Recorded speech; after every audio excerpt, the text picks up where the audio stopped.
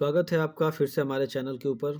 मैं सुमित और आज हम लोग फिर से एक कमाल की वीडियो की तरफ आगे बढ़ रहे हैं। मतलब 71 मेंस को लेकर के जितने छात्र तैयारी कर रहे हैं, मेंस में क्या स्ट्रैटेजी होनी चाहिए, मेंस को किस प्रकार से अप्रोच करना चाहिए, क्या हमारी स्ट्रैटेजी होनी चाहिए, क्या अप्रोच होना चाहिए, क्या करें ऐसा कि हमारे पास जो है ना दूसरों से एज हो जाए, मतलब कि आंसर राइटिंग को लेकर के, कंटेंट को लेकर के।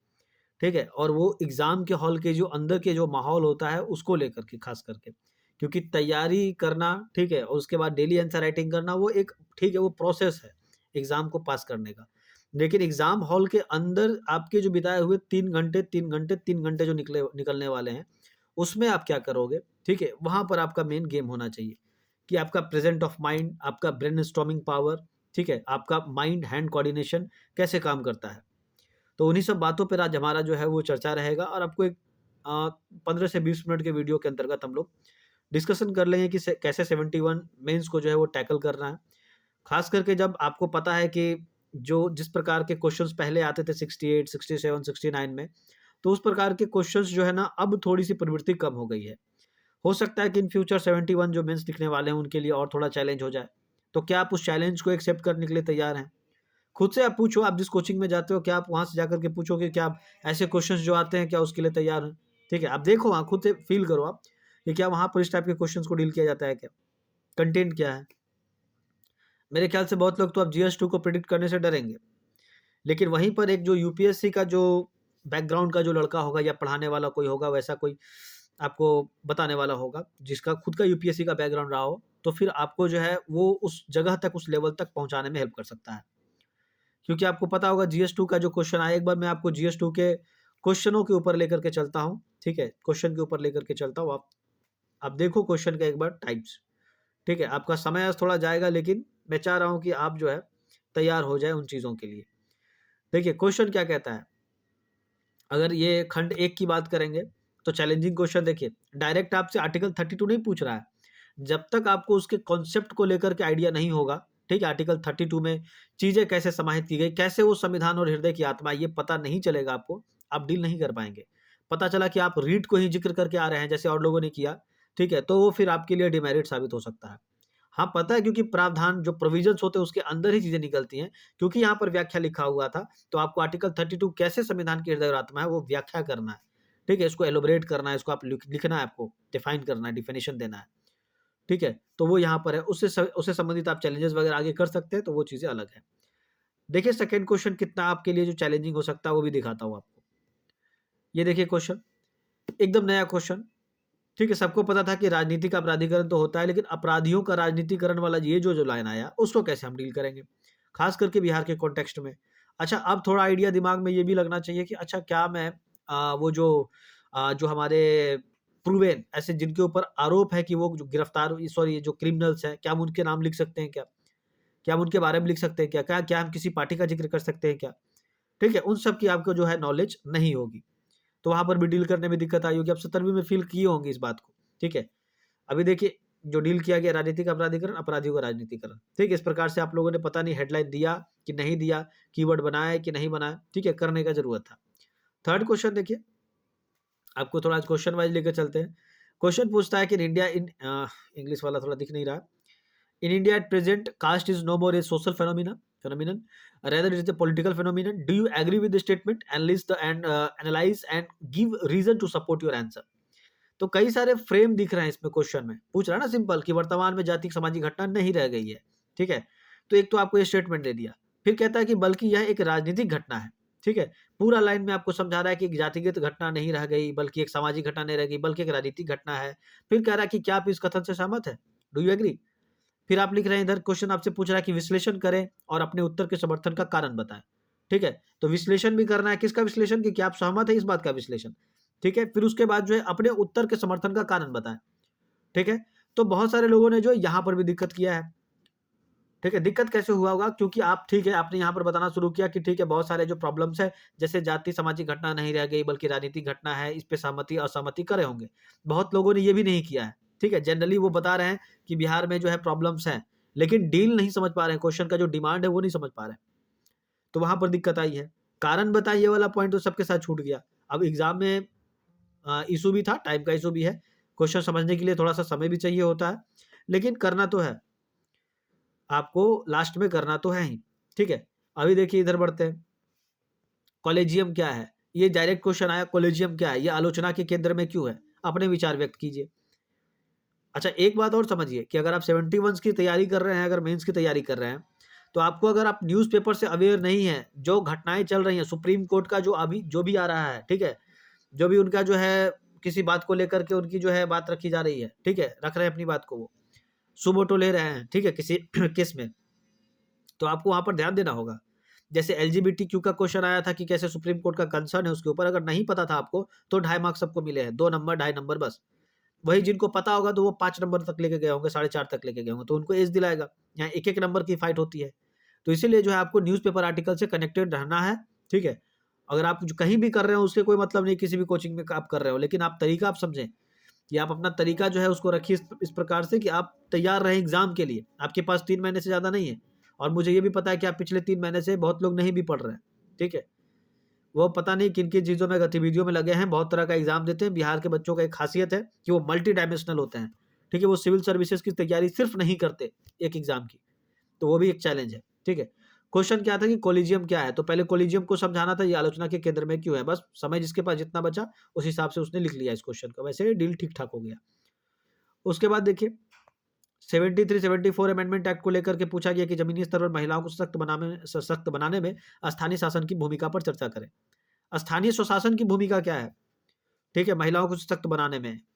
किसके आलोक में बोला गया? 73 और 74 अमेंडमेंट के, ठीक है? तो आपको क्वेश्चन को समझते हुए करना होगा। ये सब क्वेश्चन कर लिया होगा लोगों ने, ठीक है? 38 वाले पे आते हैं, 38 वाला इंपॉर्टेंट है, उस पर थोड़ा समझने की बात होगी। 2 क्वेश्चन हमारे सामने हैं, ठीक है? दिख रहा होगा, लिखा है इसमें कि भारत में एक पार्टी के प्रभुत्व को लेकर गठबंधन सरकारों की युक्तक राजनीतिक दलों के विकास का पता लगा। कह रहा है कि भारत में एक पार्टी के प्रभुत्व से लेकर गठबंधन सरकारों के युग तक राजनीतिक दलों के विकास का पता लगा। अब जिनको ये नहीं पता कि कैसे हम क्रोनोलॉजी मेंटेन करें, कैसे हम विकास का पता लगाएं, इसके लिए तो थोड़ी सी नॉलेज भी होनी चाहिए थी, पता तो होना चाहिए था ना कि स्टार्टिंग में कौन सी पार्टी थी, एकल सरकार जो कांग्रेस काम कर रही है वो, और उसके बाद जो है सिंपल, उसके बाद जो है कई सरकारें बदली 1967 के बाद जो बदली, ठीक है? तो अगर नॉलेज नहीं है इस क्वेश्चन को लेकर के आपके पास, विकास का पता कैसे लगाएँगे? जब तक नॉलेज होगा तभी तो विकास का पता लगाएँगे, ठीक है? तो ये वाला पॉइंट आपको बताना था, क्रोनोलॉजी बतानी थी। उसके बाद क्या गठबंधन की राजनीति ने प्रधानमंत्री के अधिकार को कमज़ोर किया है? कारण बताएँ, ठीक है? तो आपके पास 38 मार्क्स डील करने के लिए लगभग ठीक-ठाक जो है आपके पास जो है यहाँ पर कंटेंट आ सकता था। जैसे देखिए मैंने इस क्वेश्चन को जो डील किया एग्ज़ाम हॉल के अंतर्गत, मैं अपना थोड़ा-सा यहाँ पर आपको दिखाना चाहूँगा। देखिए, विकास अगर बताना है तो विकास के लिए आप डायमेंशन बता सकते हैं। मैंने 1967 से स्टार्ट किया था, ठीक है? और मैंने यहाँ तक इसको डील किया। उसके बाद क्या गठबंधन की सरकार प्रधानमंत्री के अधिकार को तय करती है? तो पक्ष और विपक्ष में मैंने इसके पॉइंट बताए, ठीक है? उसके बाद फिर मैंने इसका सिंपल इसका एक निष्कर्ष बना दिया। वे फॉरवर्ड भी कर सकते थे, कोई दिक्कत नहीं थी, ठीक है? लेकिन जितना डिमांड है उतना ही बनाइए, क्यों आप बेमतलब का काम करेंगे? आपको वो कीवर्ड दिख रहा है, ठीक है? कारण का कीवर्ड नहीं दिख रहा है, तो मुझे समय वहाँ पर थोड़ा इश्यू लगा तो मैंने नहीं उसको बनाया। तो इससे एक और बात समझ में आती है कि एग्ज़ाम हॉल को आप जो है, आप ऐसा मान करके चलें कि आप जब तैयारी कर रहे होते हैं ना आंसर राइटिंग की, ठीक है? तो अपना एक टाइम बॉन्डिंग करके रखो आप कि मुझे 20 मिनट में, 22 मिनट में, 23 मिनट में 38 मार्क्स का क्वेश्चन पूरा डील कर लेना है। वो भी अच्छे पढ़ पाएँ, उस तरह का एक कंटेंट होना चाहिए, मतलब दिखने लायक हो, दिखे। बहुत ज़्यादा जो है उसमें आप जगह को गैप करके छोड़ के ना करें, क्योंकि बहुत सारे लोगों का मैंने कॉपी देखा इस बार। वो लोग जानबूझ करके पेज भरने के चक्कर में गैप दे रहे हैं। क्या वो अंडरस्टैंडिंग नहीं है लोगों को क्या कि वो आप क्या कर रहे हैं? इतना तो एक जनरल इंसान भी समझ सकता है। क्या ये जो है बंदा पेज भरने के चक्कर में छोड़ रहा है, ठीक है? पेज छोड़-छोड़ करके या बहुत बड़े-बड़े शब्दों का प्रयोग कर रहा है, गैप दे रहा है। तो आप इस तरह की चीज़ों से बचें। अब इधर बोल रहा है कि क्या गठबंधन की राजनीति ने भारत में प्रधानमंत्री के अधिकार को कमज़ोर किया है? तो इसमें हम पॉजिटिव और नेगेटिव पॉइंट बोल सकते थे, किया भी और नहीं भी किया है, ठीक है? पॉइंट तो बनाने को बहुत बना सकते हैं। आप गठबंधन की राजनीति बोल रहे हैं तो कई जगह पे गठबंधन आपको दिखते हैं, ठीक है? अब स्टेट में भी गठबंधन है, सेंट्रल में भी गठबंधन है, ठीक है? उससे भी क्या कमज़ोर होती है, यहाँ से क्या इफ़ेक्ट है, सेंटर का क्या इफ़ेक्ट है? तो इस प्रकार से भी कर सकते थे, उसके काउज़ेज़ भी बताने थे आपको। सिंपल, ठीक है? ये तो क्वेश्चन डिलेबल था, ईज़ी था। जिनको पता होगा ये विकास क्रम, वो ईज़ी हो पाएगा उनके लिए, ठीक है? अदरवाइज़ ये क्वेश्चन फैक्ट अगर नहीं पता आपको तो दिक्कत हो सकती है। सेकंड क्वेश्चन देखिए क्या था कि जब केंद्र में सरकार बदलती है, तो राज्यपाल भी बदल जाते हैं, ठीक है, जब सरकार बदलती है केंद्र में तो राज्यपाल भी बदल जाते हैं। इस कथन के संदर्भ में केंद्र और राज्यों के बीच एक कड़ी के रूप में भारत में राज्यपाल की भूमिका की जांच करें। तो आपको ऐसा नहीं लगता है कि बस एक यहाँ पर एक लाइन दे दिया गया, सिंपल एक यहाँ पर सिंबॉलिक लाइन है और बताना वही और बात वही करना चाहता है जो भूमिका है सिंपल एक, कैसे वो पुल के रूप में काम करता है राज्यपाल। अगर वहां पर आप फंसते कि कैसे ये सरकार बदलती है तो राज्यपाल भी बदल जाते हैं, यहाँ पर सिर्फ उलझ करके इसको लिखना चाहते तो बहुत कंजर्वेटिव आंसर हो जाता आपका और फिर नहीं कर पाते। लेकिन अगर ये पता चल जाता कि अच्छा एक काम कर सकते हैं इसमें कि जैसे ये बोल रहा है कि केंद्र और राज्यों के बीच में कड़ी के रूप में राज्यपाल की भूमिका की जांच करें, इसी को मेन फ्रेम बना करके आप लिख सकते थे। ठीक है, कई सारे मामलों में राज्यपाल जो आर्टिकल वाइज अगर देखें 200, 201, ठीक है, कई प्रकार के आर्टिकल्स जो है वो दिखाता है, सपोर्ट करता है कि कैसे राज्यपाल एक कड़ी के रूप में काम करता है केंद्र और राज्य के बीच में। ठीक है, तो हम ये चीज कर सकते थे। सेकंड का क्वेश्चन का जो लाइन था इसका, वो अपने विवेक की शक्ति को किस प्रकार से कार्य करते हैं, वो क्या लिखता है, क्या वो किसी भी तरह से अपने विवेक के अनुसार कार्य कर सकते हैं। तो आप इसमें जो है लिख सकते हैं कि हाँ वो इस प्रकार से काम करते हैं, उनके अपने पावर है, डिस्क्रिसिव पावर है। ठीक है, कर सकते हैं आप उसमें वे फॉरवर्ड भी कर सकते थे इसका, अगर नहीं भी पूछ रहा, आपको लग रहा है कि कंटेंट की कमी होगी तो वे फॉरवर्ड कर सकते थे।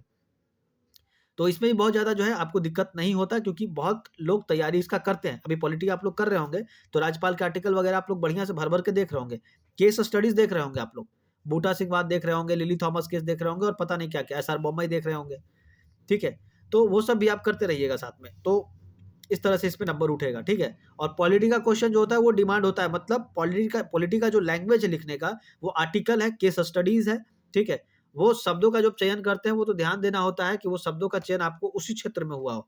ठीक है, ऐसा ना कि जंडिक एकदम जब सब लिख दिए हैं और उसके बाद चाह रहे हैं कि मेरा नंबर जो है भरने के बाद पेज जो है मेरा 17, 18 नंबर, 16 नंबर दे दे, तो ऐसा नहीं होगा। 69 में भी जो है मिला था लोगों को 12 नंबर, 13 नंबर हार्डली मिला था अच्छी लिखने वालों को। तो उस हिसाब से अपना कॉपी को जो है वो ध्यान करके आप लोग भी रखेंगे।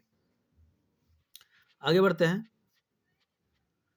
देखिए, एक क्वेश्चन यहाँ बड़ा वाला क्वेश्चन समझिएगा कि 71 में आपको डील कैसे करना है। ठीक है, अब देखिए 71 के लिए चैलेंज क्या हो सकता है, आप लोग को हम एक कुछ चैलेंज बताते हैं। 71 आपको नहीं पता कि क्या क्या टॉपिक्स आ सकते हैं। देखिए यहाँ पर नीचे ये 6 साल पुराना टॉपिक है, ये 370। अब ये बताइए कि आप इसकी तैयारी तो नहीं कर रहे होंगे, एकदम कंफर्म है कि आप इसकी तैयारी नहीं कर रहे होंगे। आपको पता है कि इस तरह का टॉपिक नहीं आएगा, बहुत पुराना एक जो है ये मामला है, इस पे नहीं बन सकता एग्जाम में क्वेश्चन। लेकिन यहाँ बना, तो यहाँ पर किसका दिमाग काम है, मतलब कैसे लोगों का जो है यहाँ पर अच्छा आंसर हो पाएगा, वैसे लोगों का जो लगातार पढ़ रहे हैं। ठीक है, जो लगातार कुछ ना कुछ जो है स्टडी कर रहे हैं, मतलब सिविल सर्विसेज की तैयारी में है, उन लोगों के लिए क्वेश्चन डिलेबल है, कर सकते हैं वो क्वेश्चन ये। ठीक है, क्योंकि जब डिस्कशन वगैरह होते रहता है ग्रुप्स वगैरह में तो आते रहता है ये सब टॉपिक, ऐसा नहीं है। जैसे जम्मू कश्मीर का कोई इशू आया, ठीक है, वहां के राज्यपाल को लेकर के या फिर सरकार को लेकर के, तो हम लोग 370 तक भी जाते हैं, उसके आर्टिकल 370 तक। ठीक है, वहां पर जो चैलेंजेस आ रहे हैं उसको भी बात करते हैं हम लोग। निबंध लिखने की बात आ रही थी इस पे सिंपल, कई लोगों ने इसको निबंध के तरह से भी लिखा है और जैसे जीएस का क्वेश्चन लिखते हैं वैसे भी लिखा है। ठीक है, हमको लग रहा है ज्यादातर किसमें कि जिसका निबंध जिसने जिस प्रकार से लिखा होगा निबंध के जैसा, उसको मिला होगा ज्यादा नंबर। देखते हैं क्या होता है, लेकिन तैयार रहना है, अपने माइंड को ऐसा कंजर्वेटिव नहीं बना करके जाना एग्जाम में कि आएगा तो ही बनाएंगे, मेरे पास कंटेंट की कमी हो जाती है, ऐसा कुछ नहीं। ठीक है, आपको तैयारी रखनी है, डिस्कशन बनाना है, डिस्कशन करना है अपने दोस्तों के साथ में, जो भी ग्रुप में आप जुड़े हुए हैं, हमारे साथ भी आप जुड़ सकते हैं। ठीक है, डिस्कशन कर सकते हैं डेली। अच्छे वहाँ पर जो है यूपीएससी बैकग्राउंड के, बीपीएससी बैकग्राउंड के 3-4 बार 5 बार अटेम्प्ट दिए हुए, इंटरव्यू फेस किए हुए लोग हैं वहाँ पे, आप वहाँ पे जुड़ सकते हैं। उनका अपना जो है एक उनके उनसे भी फायदा आप ले सकते हैं सिंपल, जहाँ पे आपको दिक्कत आएगी वो पूछ सकते हैं। ठीक है, तो ये चीज़ हो सकता है यहाँ पर।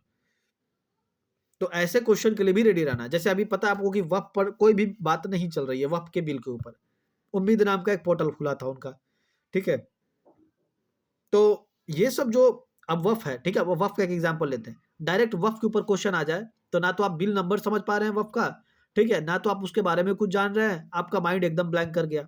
मान लेते हैं कि खंड क में जैसे ये 3 का ए और बी है, तो पहला क्वेश्चन वफ का आ जाए।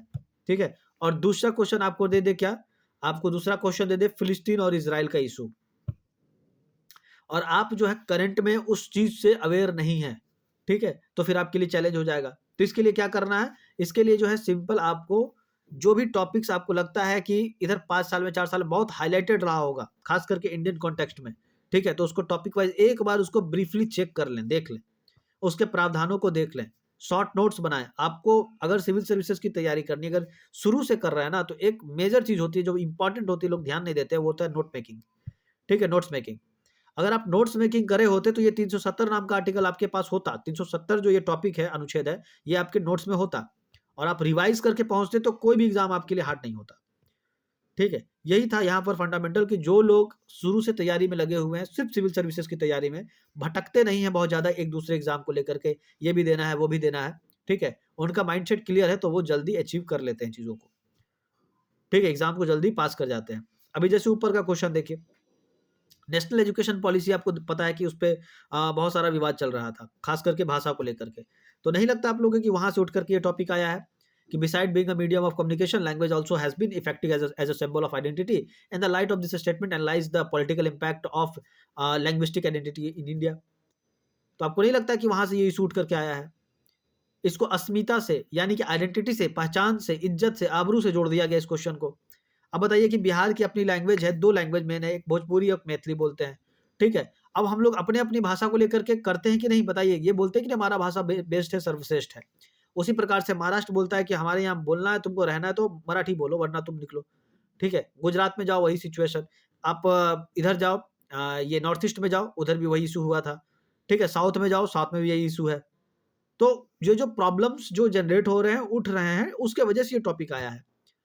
तो अब आपको इसको डील करना है कि राजनीतिक प्रभाव का विश्लेषण कि इसमें आप मैप भी डाल सकते थे, वहाँ पे डिस्प्यूटेड एरिया का आप मैप डाल सकते थे, ठीक है? संप्रेषण का माध्यम होने के अतिरिक्त भाषा अस्मिता के प्रतीक के रूप में भी प्रभावी रही है, तो वो शुरू से रही है। इस कथन के आलोक में भारत में भाषाई अस्मिता के राजनीतिक प्रभाव का विश्लेषण करें। तो राजनीतिक प्रभाव सकारात्मक और नकारात्मक दोनों पक्ष में जाता है, ठीक है? नकारात्मक क्या होगा? सिंपल कि हो सकता है डिस्प्यूट हो जाए। आप जो है सेंटर और स्टेट के अंदर जो आपको ध्यान होगा कि नेशनल एजुकेशन पॉलिसी में कुछ फंडिंग की भी बात रहती है, ठीक है? एलोकेशंस की बात रहती है, मनी एलोकेशंस। तो उसमें कमी जो है किया गया उनको, ठीक है? खास करके जब आप नहीं अपना रहे थे नेशनल एजुकेशन पॉलिसी को, तो उसमें कमी किया गया। तो ये सब जो प्रॉब्लम्स है उसको जो है कहीं न कहीं आप जो है इसको कम कर सकते हैं, वो कर सकते हैं, ठीक है?